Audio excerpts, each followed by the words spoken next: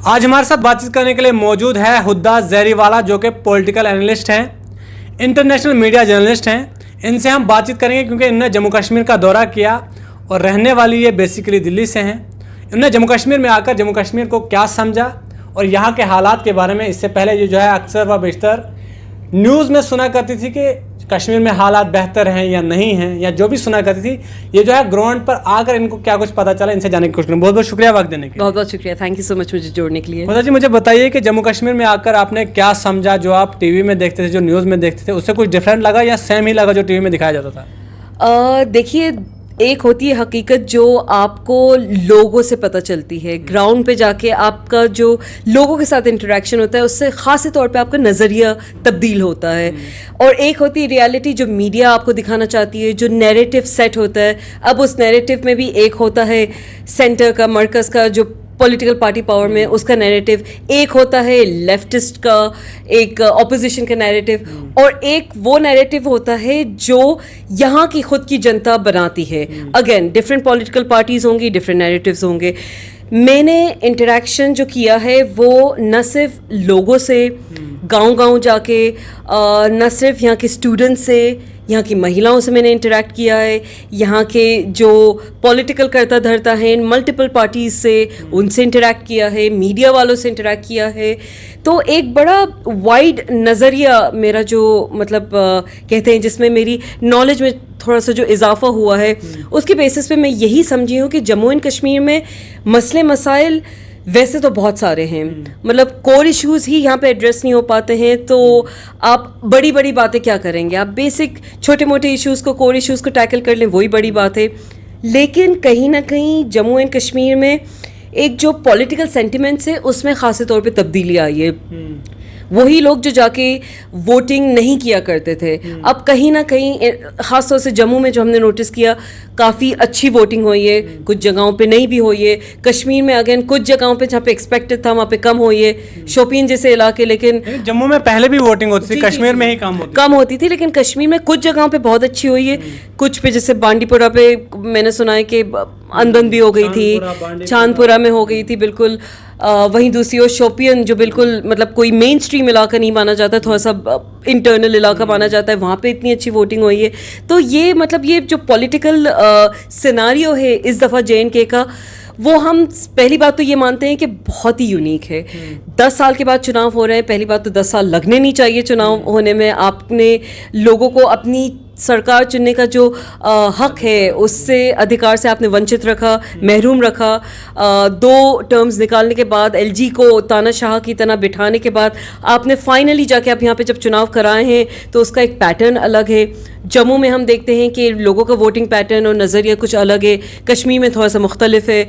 जो बीजेपी ने यहाँ पे अपने कहीं सारे ऐसे इंडिपेंडेंट कैंडिडेट्स उतारे प्रॉक्सीज के तौर पे, वो कहीं ना कहीं चाहते हैं कि एक हंग असेंबली वाली सिचुएशन हो जाए, जिसमें फिर से या तो LG का राज वापस आ जाए या फिर कहीं ना कहीं उनकी पकड़ रहे।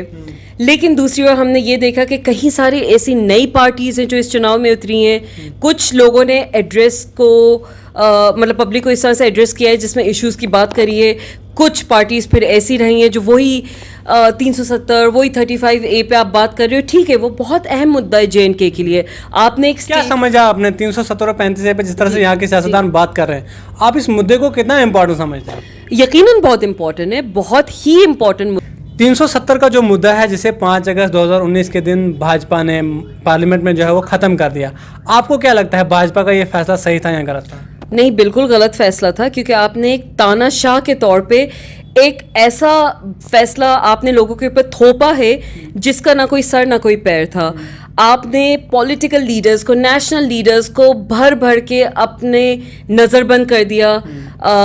इंटरनेट की फैसिलिटीज़ आपने तकरीबन 1 साल तक लोगों को इंटरनेट जैसी बेसिक सुविधा से महरूम रखा।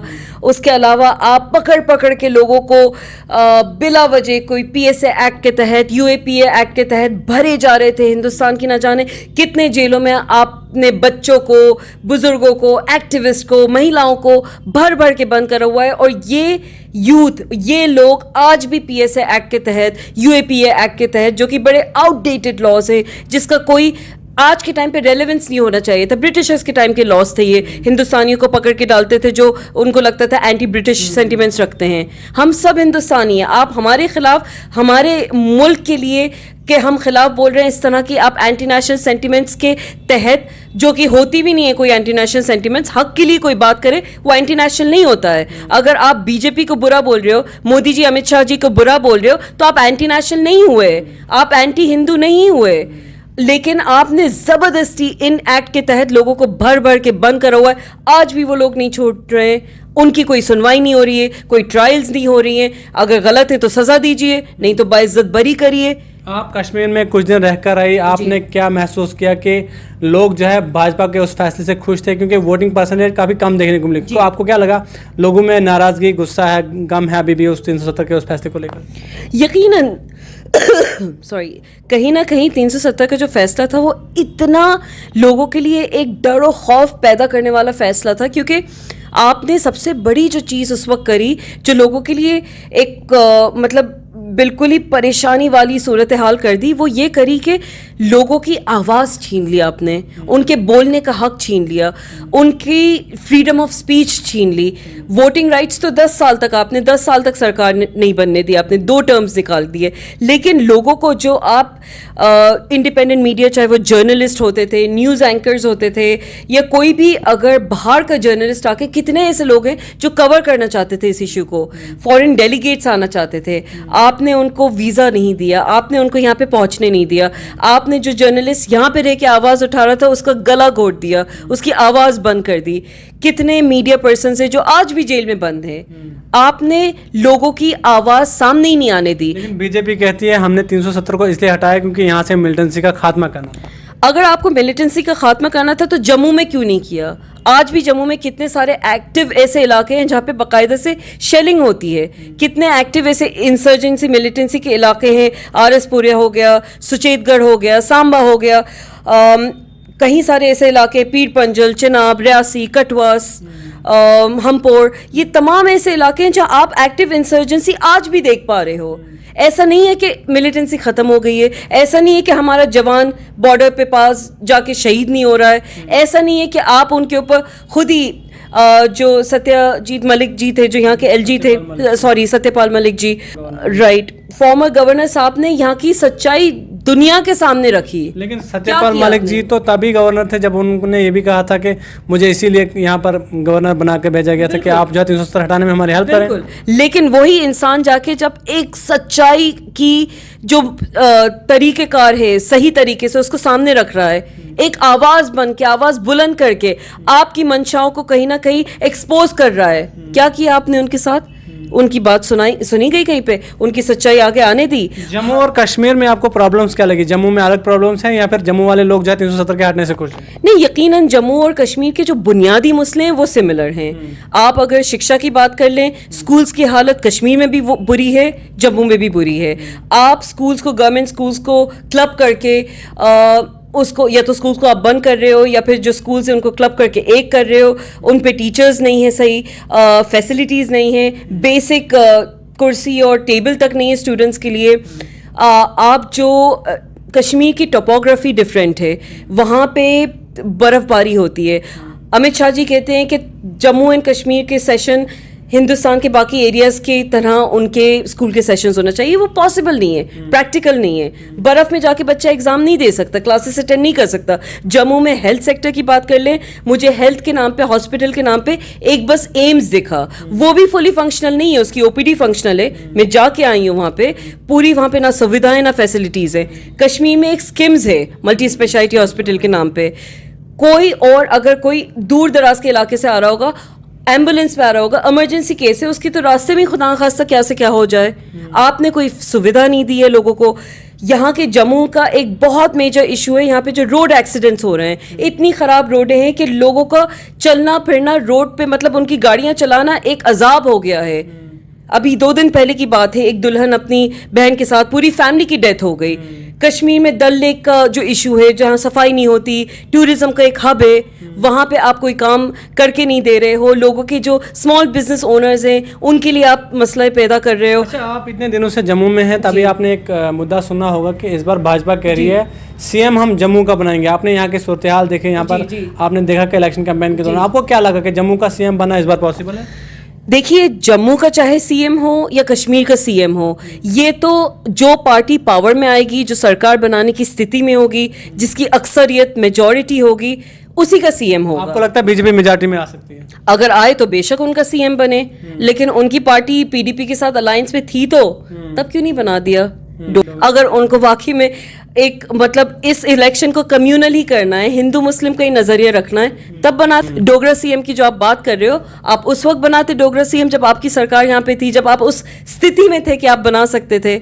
तो आप इलेक्शंस को खुदा का वास्ता कम्युनल मत करें, यहाँ पे लोगों के बुनियादी मसलों पे बात कर लें। बुनियादी मसलों पे तो बीजेपी इलेक्शन लड़ती नहीं, वो तो हिंदू मुसलमान के नाम पे लड़ती। बिल्कुल, लेकिन लोग तो बेवकूफ नहीं है ना। जम्मू और कश्मीर का वोटर बहुत समझदार है। कई दफा हम ये देखते थे कि वोटिंग को ही बॉयकॉट कर दिया जाता था, इलेक्शन को बॉयकॉट कर दिया जाता था। इस दफा नहीं हो रहा है। कश्मीर में इलेक्शन पैटर्न हमने जो देखा, बेशक जिस तरह का वोटर टर्नआउट हम एक्सपेक्ट कर रहे थे, हो सकता है कई जगहों पे उतना नहीं आया है, लेकिन बहरहाल लोग वोट करने आए हैं। महिलाएं बहुत तादाद में इस दफा आई हैं। लोग अपना ये जो कॉन्स्टिट्यूशनल राइट है उसको एक्सरसाइज कर रहे हैं, तो ये भी एक बहुत अच्छी बात है। और एट द सेम टाइम आप किसी भी पार्टी को आप चुनते हो, at the end of the day ये आपके जो रिप्रेजेंटेटिव्स होते हैं, जनता को चाहिए उनसे सवाल करे। आपके कितने ऐसे इश्यूज हैं जो कभी बात ना विधानसभा में बात होती, लोकसभा तो बहुत ही दूर की बात हो गई। लैंड ग्रैबिंग का यहाँ पे कितना बड़ा इशू है। जम्मू की बात हम कर लें, लैंड ग्रैबिंग पे कितनी कॉन्वर्जेशन है जो होती है। ड्रग्स इतना मेजर इशू है, जम्मू में भी कश्मीर में भी। ड्रग्स पे कितने ऐसे अवेयरनेस कैंपेन्स, ड्राइव्स चलाए गए हैं। डिप्रेशन में यहाँ का यूथ चला गया है। क्या कर रहे हो आप उस यूथ के लिए? और इसका रीजन सबसे बड़ा यही है कि बेरोजगारी नहीं है। जम्मू में जॉब्स नहीं है, कश्मीर में जॉब्स। जो जॉब्स जो रिक्रूटमेंट भी निकलती है, या तो आप पोजीशंस फिल नहीं करते, और जो एग्जाम्स होते हैं कई दफा वो एग्जाम्स ही आप कैंसिल कर देते हो। जेएनके पुलिस में रिक्रूटमेंट में हम करप्शन देखते हैं, हर लेवल पे हम करप्शन देख रहे हैं। फाइनेंस अकाउंट्स में जो एग्जाम्स होते हैं उसमें करप्शन देख रहे हैं। ये सारे मसलों को आप कब टैकल करोगे? आप एग्जाम कैंसिल करा देते हो, जिस बच्चे का लास्ट अटेम्प्ट है उसका तो साल गया। आपने उस बच्चे के लिए कितनी नाइंसाफी करी उसके साथ। बेसिक बुनियादी इश्यूज, बच्चियों की यहाँ पे शादियां नहीं हो रही हैं, महंगाई इस कदर हो गई है। हम जो सालों पहले, जो मैं अपना पर्सनल एक ओपिनियन बता रही हूँ, एक्सपीरियंस बता रही हूँ, सालों पहले जब मैं कश्मीर आती थी मुझे यहाँ पे इतनी महंगाई नहीं दिखती थी। मुझे जम्मू भी महंगा लगा, कश्मीर भी महंगा लगा। इन्फ्लेशन इतना हाई है, करप्शन इतना हाई है। महिला सेफ्टी की बात कर लें, आपको यहाँ पे केसेस नहीं सुनने में आते थे। हम यूपी पे सुनते थे रेप हो गए, दिल्ली में सुनने में आता था, बहुत सारे ऐसी जगह हैं जहाँ पे सुनने में आता था। जेएनके एटलीस्ट महिलाओं के लिए सेफ था। आज पॉक्सो एक्ट्स इतने सारे लगे हुए हैं, इतने लोग को मतलब ये महिला रिलेटेड केसेस में यहाँ पे उनके ऊपर मतलब एक इल्ज़ाम जो है सही मायने में लग रहा है।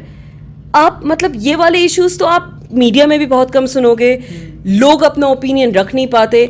आप अगर माइक आईडी लेके सड़क पे चले जाओ कि आप अपना जो नज़रिया है वो बताएं, कहीं लोग तो आपको ऑन रिकॉर्ड अपना ओपिनियन भी नहीं देना चाहेंगे।